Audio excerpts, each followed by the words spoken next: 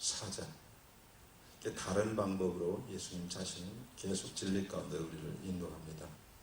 그래서 예언 사역자들은 올바로 성령의 인도함을 받는다면 한쪽에 치우치지 않아야 됩니다. 그래서 로마서에 보면 주의 인자와 어미를 보아라.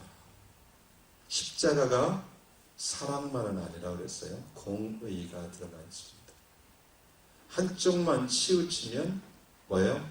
왜곡되어질 수 있고 교회를, 성도를 잘못 인도할 수 있습니다.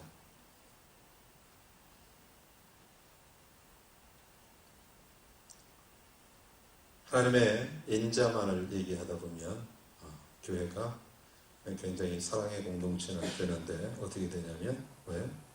하나님께서 말하지 않은 자기들끼리만의 사랑의 공동체를 만들려고 합니다.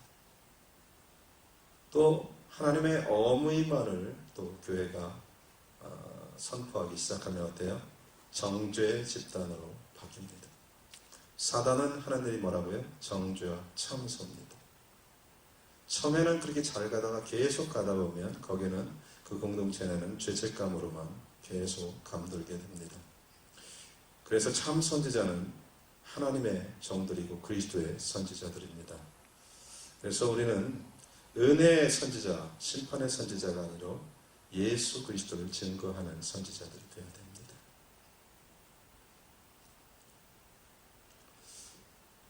릭 조이너에 의하면, 릭 조이너가 고향이 어디죠? 지금 살고 있는 곳이 고향이잖아요. 틀렸나요? 맞죠? 모르네. 책에 나오는데 노스캐롤라이나가 고향이더라고요. 내가 잘못 봤나요? 또 여러분이 아무도 모른다고 하니까 또 내가 헷갈리네.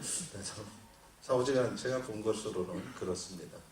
근데 그분이 남부 쪽, 그러니까 이쪽을 잘 아는데 이쪽은 무슨 영이, 종교의 영이 강하다고 그래요. 이 남부에는 그분이 본 것에 의하면 종교의 영의 특징이 뭐냐면 자기의와 교만함이 있어요.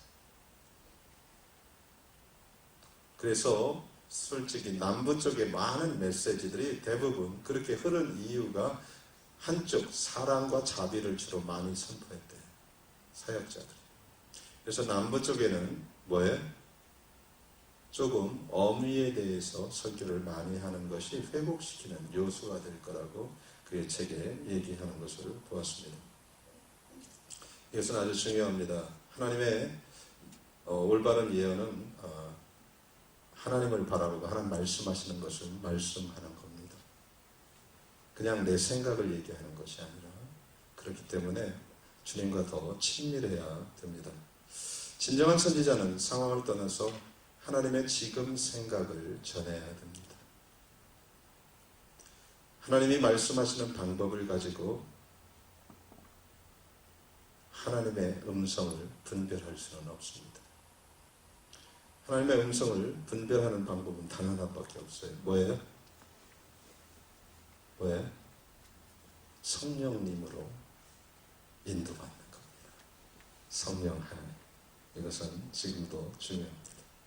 성령님만이, 성경은 뭐라고요? 하나님의 깊은 속을 처음 듣는 것처럼 안다고 그러죠. 그죠? 하나님의 속사정을 아는 분이 누구라고요? 성령님이에요. 그렇기 때문에 성령의 인도함을 받을 때 하나님의 올바른 음성으로 예언할 수 있습니다. 그러한 사람이 그리스도의 몸된 교회와 도시를 살리는 사람이 됩니다. 자, 그래서 성령님과 더 친밀해져야 되는데 그럴수록 우리는 주님의 음성을 깊이 알게 됩니다. 저하고 많이 오래 같이 있던 사람들은 제가 속삭여도, 제가 큰 소리를 쳐도 제 음성인지 압니다. 그죠? 네, 저희 집사람이 속삭여도 큰 소리를 쳐도 저희 집사람인지 제가 압니다. 하나님과 친밀해지면 어떤 방법이 아니라 그분이 하는 음성을 계속 들을 수 있다는 거예요. 자, 그러면 이제 계속 달립니다. 성숙한 예언 사역은 어떻게 하는가? 어떻게 성숙한 예언자가 될 것인가? 궁금하죠? 근데 이것은 좋지 않은 질문입니다. 우리는 성숙한 사역자로 부르심을 받은 사람은 아무도 없습니다. 성경은 그 얘기를 하지 않아요. 그죠?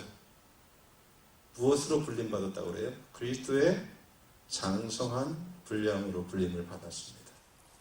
사역자로, 성숙한 사역자로 불림받을 사람은 아무도 없습니다. 우리의 목표는 예언을 잘하고 성숙한 사역자가 되는 것이 아니라 예수 그리스도를 닮아가는 겁니다. 그 목표가 분명해야 됩니다. 자, 사과나무예요. 그죠?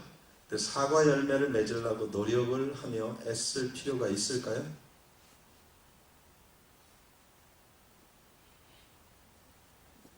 예, 애쓸 필요가 없습니다. 사과나무라면 사과는 당연히 열리게 되어 있습니다.